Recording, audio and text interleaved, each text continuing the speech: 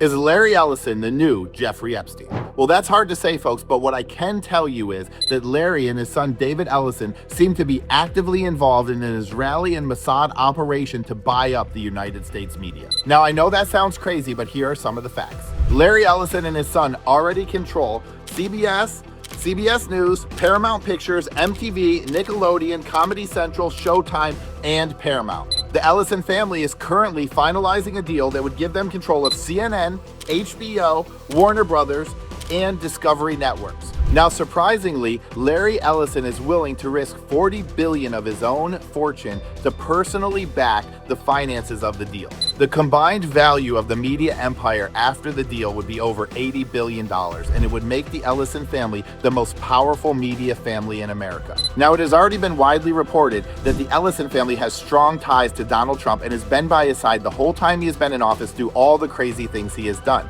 And it is so corrupt, in fact, that even Pete Hegseth at the Pentagon and other Pentagon brass that has been installed by Trump has said they're excited for the Ellisons to own the media. So how is this not just like Jeffrey Epstein, where the United States government sat back on its heels and allowed the Mossad and Israel to commit massive crimes under the guise of professional espionage? This seems like the exact same thing where the American government is on its heels and is sitting back while an Israeli leveraged billionaire is buying up the entire United States media. To further back my story, Ellison way overpaid for Barry Weiss's media company, then installed her as the head of CBS News, even though she wasn't qualified at all. And she has already started to act in Israel and Donald Trump's favor by cutting news stories that would have harmed them. Now, you have to ask yourself, why is Larry Ellison doing this? Why is he putting his family name and his money out there like this when it's so obvious he is doing this to favor Israel? And that, my friends, I think is why you have to say he's clearly leveraged by the Mossad and working with the Mossad and working with the Israeli government. And he clearly believes that he's doing this for religion, which is ridiculous because religion isn't real. But we can see right now that this man feels like he's part of an operation, right? He's clearly willing to risk his fortune and willing to risk his name because he feels like he's participating in something greater than himself.